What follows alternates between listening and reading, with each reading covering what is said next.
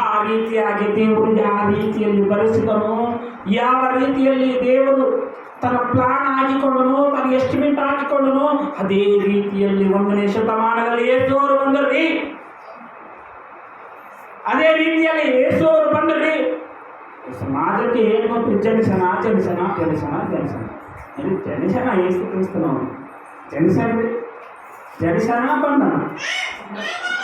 ವಾಕ್ಯ ಇದೆಲ್ಲ ಬೇರೆ.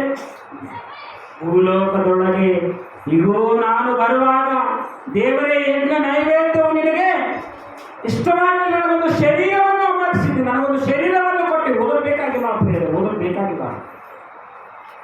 ಬಂದರಿ, ಬಂದ ಪ್ರೇರೆ, ಬಂದಿರ್ತಕ್ಕಂಥ ಯೇಸು ಸ್ವಾಮಿಯವರು ಗ್ರಂಥದಲ್ಲಿ ಗ್ರಂಥದ ಸುರುಳಿಯಲ್ಲಿ ಯಾವ ಯಾವ ಗ್ರಂಥದಲ್ಲಿ ದೇವರು ಏನೇನು ಬರೆಸನು ಅದರ ಪ್ರಕಾರ ನಡೆದರು. ಹೌದಲ್ಲ ಪ್ರೇರೆ? ಅದರ ಪ್ರಕಾರ ಬದುಕಿದ್ದಾರೆ, ಅದರ ಪ್ರಕಾರ ವಾಕ್ಯ ಹೇಳಿದ್ದಾರೆ, ಅದರ ಪ್ರಕಾರ ಜೀವಿಸಿದ್ದಾರೆ, ಅದರ ಪ್ರಕಾರವೇ ಮರಣಿಸಿದ್ದಾರೆ. ನೀವು ಆಲೋಚನೆ ಮಾಡಿ. ಮತ್ತೆ ದೇವರು ಯೇಸು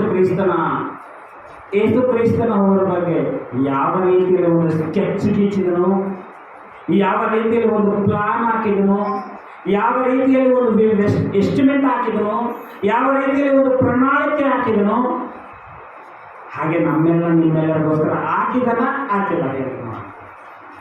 ಹಾಕಿದನಂತೀರ, ಹಾಕಿಲ್ಲ ಅಂತೀರ ದೇವರು. ಹಾಕಿಲ್ಲ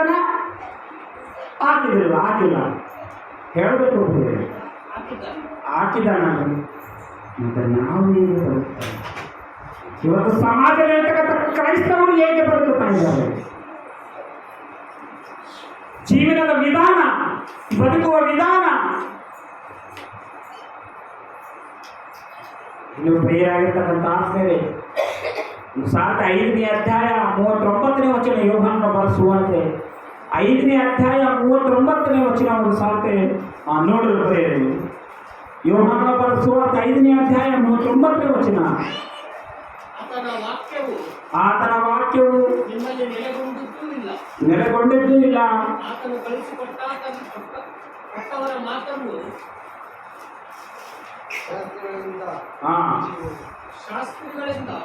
ಶಾಸ್ತ್ರಗಳಲ್ಲಿ ನಿತ್ಯ ಜೀವವು ಉಂಟೇನೆಂದು ನೀವು ನೆನೆಸಿ. ಶಾಸ್ತ್ರಗಳಲ್ಲಿ ನಿತ್ಯ ಜೀವವು ದೊರೆಯುತ್ತದೆಂದು ನೀವು ನೆನೆಸುತ್ತೀರಲ್ಲ. ಏಸ್ವಾಮಿ ಮಾತಾಡ್ತಾ ಇದ್ದಾರೆ, ಶಾಸ್ತ್ರಗಳಲ್ಲಿ ನಿತ್ಯ ಜೀವ ದೊರೆಯುತ್ತದೆಂದು ನೀವು ಅಂದುಕೊಂಡಿರಲ್ಲ, ಶಾಸ್ತ್ರಗಳನ್ನ ಪರಿಶೀಲನೆ ಮಾಡಿರಲ್ಲ, ಓದಿರಲ್ಲ. ದೊರೆಯುತ್ತದೆಂದು ನೀವು ನೆನೆಸಿ ಅವುಗಳನ್ನು ವಿಚಾರಿಸಿದ್ದೀರಲ್ಲ. ಅವುಗಳ ನನ್ನ ವಿಷಯಗಳಲ್ಲಿ ಸಾಕ್ಷಿ ಕೊಡುಗಳಾಗಿದೆ. ಒಂದು ಆದಿಕಾಂಡ ಓದ್ತ್ಯಾ, ಒಂದು ವಿಮೋಚನ ಕಾಂಡ ಓದ್ತ್ಯಾ, ಒಂದು ಯಾಜಕ ಕಾಂಡ ಓದ್ತ್ಯಾ, ಒಂದು ಅರಣ್ಯ ಕಾಂಡ ಓದ್ತ್ಯಾ, ಒಂದು ಧರ್ಮೋಪದೇಶ ಕಾಂಡ ಓದ್ತ್ಯಾ, ಯಾವ ಗ್ರಂಥನ ಓದು ನೀನು ಶಾಸ್ತ್ರದಲ್ಲಿ, ಅವೆಲ್ಲವೂ ನನ್ನ ವಿಷಯದಲ್ಲಿ ಏನು ಕೊಡಕತ್ತವ್ರಿ? ಸಾಕ್ಷಿ ಗ್ರಂಥಗಳು ಮಾತ್ರ ಸಾಕ್ಷಿ ಕೊಡ್ತಾ ಇದ್ದಾವ. ಆ ದಿನದಲ್ಲಿ ಗ್ರಂಥಗಳು ಸಾಕ್ಷಿ ಕೊಟ್ಟರು. ಈ ದಿನದಲ್ಲಿ ಮಹನೀಯರು ಮೊದಲುಗೊಂಡು, ಸಾಮಾನ್ಯದಿಂದ ಮಹನೀಯರು ಮೊದಲುಗೊಂಡು ಇವತ್ತು ಕ್ರಿಸ್ತನ ಒಂದು ಫಾಲೋವರ್ಸ್ ಆಗ್ಯಾರ. ಬೈಬಲ್ನಲ್ಲಿ ಹೇಳುವ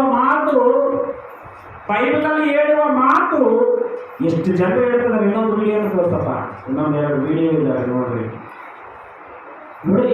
ಬೈಬಲ್ನಲ್ಲಿರುವ ಮಾತು ಒಬ್ಬ ಇಸ್ಲಾಂ ಸಹೋದರನು, ಒಬ್ಬ ಇಸ್ಲಾಂ ಬೋಧಕನು, ಒಬ್ಬ ಇಸ್ಲಾಂ ಪಂಡಿತನು ಮಾತಾಡ್ತಾ ಇದ್ದಾರೆ. ನಿಜವಾಗ್ಲೂ ಆಶ್ರಮ ಹೇಳ್ಬೇಕಾಗುತ್ತೆ.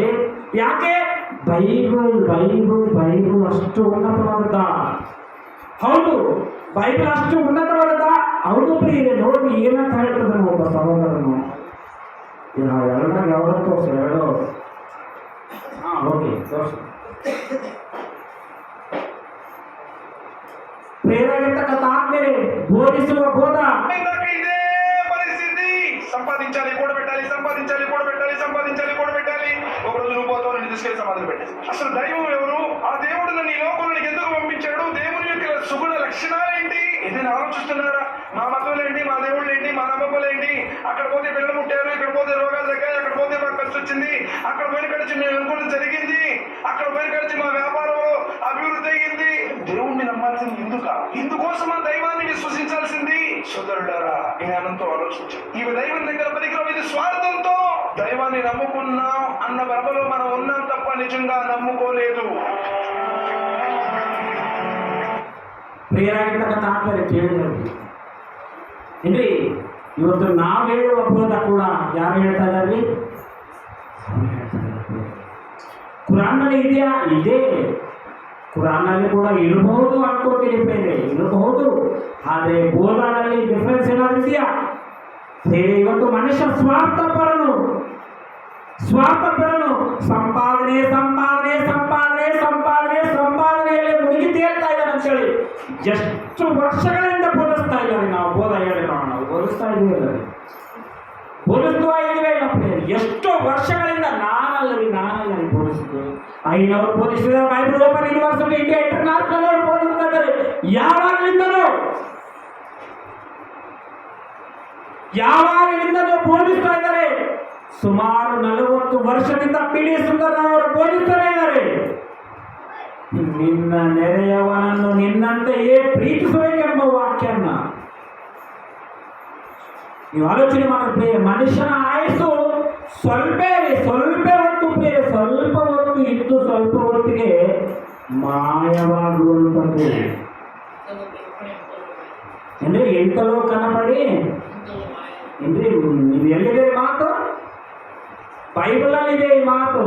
ಅದೊಂದು ವಿಡಿಯೋ ಸ್ವಲ್ಪ ಇನ್ನೊಂದು ವಿಡಿಯೋ ಇದೆ ನೋಡಿ, ಬೈಬಲಲ್ಲಿ ಇದೆ ಅಲ್ಲ ಈ ಮಾತು. ಸ್ವಲ್ಪ ಹೊತ್ತು ಕಾಣೆಯಾಗಿ ಕಂಡು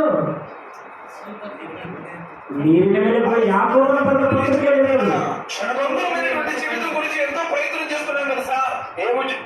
ఒకవేళ జీవితంలో ఈ రోజు ఆఖరి రోజైతే అల్లసిపోయిన మనల్ని ఇష్టపడతాడా? క్షణభంగురమైనటువంటి జీవితం గురించి ఎంతో ప్రయత్నం చేస్తున్నాం కదా సార్. ఏ ఉద్యోగం చేయాలి, ఏ వ్యాపారం పెట్టాలి, పిల్లవాడిని ఏ కాలేజీలో చదివించాలి, ఎలా నేను నా స్కిల్స్ ని పెంచుకోవాలి, ఎలా నేను సుఖంగా బ్రతకాలి. ఈ ప్రయత్నంలో ఎప్పుడు గుండె అయిపోతుందో తెలియదు, ఎప్పుడు తీసుకెళ్తారో ఎవరికో తెలియదు. అందుకని ఎలా రోమ్ లో అంటున్నాడు, ప్రజలారా మీకు ప్రపంచం యొక్క బాహ్య స్వరూపం మాత్రమే తెలుసు. ఈ ప్రపంచంలో ఎలా నేను హాయిగా ఉండాలి, సుఖంగా ఉండాలి, ఎలా నేను విలాసవంతమైనటువంటి జీవితాన్ని గడపాలి, నా బిడ్డల్ని నేను ఏ విధంగా సుఖంగా పెంచి పెద్ద చేయాలి, వాళ్ళకి ఏ విధంగా ఆస్తులు కూడా పెట్టాలి, దీని మీద మన జీవితం మొత్తం కూడా ఆయన ప్రసాదించినటువంటి జ్ఞానాన్ని, ఈ అపూర్వమైనటువంటి ఈ దేహాన్ని ఈ ప్రపంచం కోసమే ఆలోచన చేస్తూ అలానే ఒకరోజు సమాధిలోకి వెళ్ళి పడుకుంటున్నా.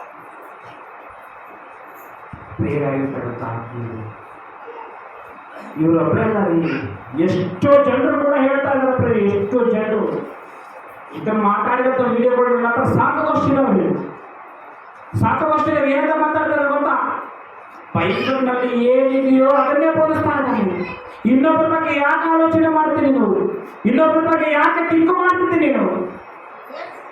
ಸ್ವಲ್ಪ ಹೊತ್ತಿದ್ದು ಸ್ವಲ್ಪ ಹೊತ್ತಿಗೆ ಮಾಯವಾಗುವಂಥ ಜೀವಿತನ ಧರಿಸಿಕೊಂಡು ಬಂದಿರ್ತಕ್ಕಂಥ ನಾವು ಆ ಸೃಷ್ಟಿಕರ್ತನಾದಂಥ ದೇವರನ್ನು, ಅಲ್ಲಾಹನ್ನು ಆರಾಧಿಸಬೇಕು, ಪೂಜಿಸಬೇಕು. ಅದಕ್ಕೋಸ್ಕರನೇ ನಾವು ಬಂದಿದ್ದೀವಿ ಅಂತ ಎಷ್ಟು ಚಕ್ರವಾಗಿ ಬೋಧಿಸ್ತಾರೆ,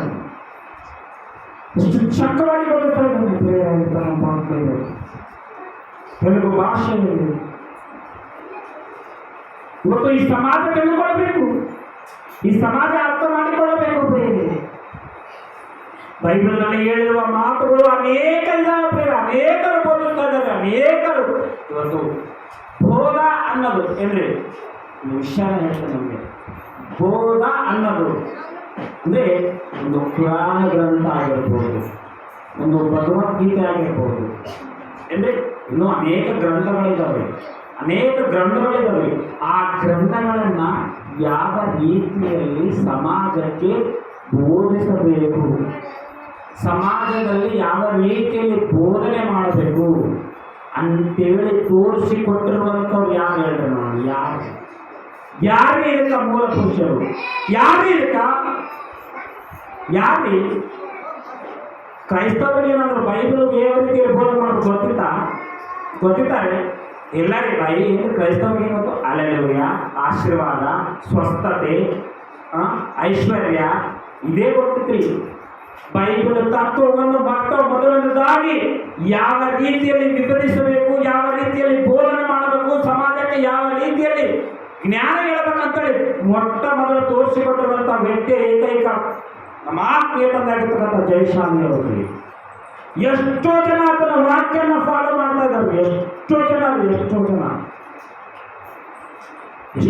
ಪ್ರಿಯರಾಗಿರ್ತಕ್ಕಂಥ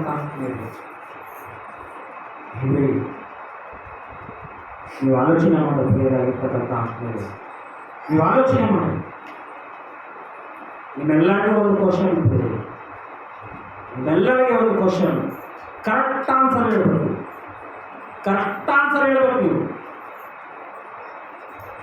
ಯಾಕಂದ್ರೆ ಒಂದು ರೋಗ ಇದೆ ಈ ಸಮಾಜದಲ್ಲಿ, ಒಂದು ಮಹಾ ದೊಡ್ಡ ರೋಗ ಇದೆ. ಎಂದಿನಿಂದ ಇದೆ? ಎಂದಿನಿಂದೋ ಇದೆ ಆ ರೋಗ. ಇವತ್ತಿಗೂ ಇದೆಯಾ ಆ ರೋಗ? ಇವತ್ತಿಗೂ ಇದೆ ಆ ರೋಗ. ಪ್ರಪಂಚದಲ್ಲಿ ಆ ರೋಗ ಇದೆಯಾ? ಹೆಚ್ಚಾಗಿ ನಮ್ಮ ಭಾರತ ದೇಶದಲ್ಲೇ ಆ ರೋಗ ಇದೆ. ಪ್ರಪಂಚದಲ್ಲೇ ಇಲ್ಲದೆ ಅಲ್ಲಲ್ಲಿ ಇರ್ಬೋದಂತೆ. ನಮ್ಮ ಭಾರತ ದೇಶದಲ್ಲಿ ಹೆಚ್ಚು ಇರುವಂತ ರೋಗ ಅದು. ಏನಂತಾರಂತಂದ್ರೆ ಅದಕ್ಕೆ ಗಜ್ಜಿ ಅಂದ್ರೆ ರೋಗ. ಆ ರೋಗ ಹೋಗ್ತಾನೆ ಇಲ್ಲ. ಯಾವಾಗ ಆ ರೋಗ? ಕೊರೋನಾನ, ಏಡ್ಸ, ಕ್ಯಾನ್ಸರ, ಯಾವ ರೋಗ ಅದು? ನಿಮ್ಮೆಲ್ಲರಿಗೂ ಒಂದು ಕ್ವಶನ್ ಮುಗಿಸ್ತೀನಿ. ಅಸಲ್ ಮ್ಯಾಟ್ರ್ ಹೇಳಿಲ್ಲ ನಾನು ಇಷ್ಟರೊಳಗೆ. ಅಸಲ್ ಸಿಸಲಾದ ಮ್ಯಾಟ್ರ್ ನಿಮಗೆ ಹೇಳಿಲ್ಲ.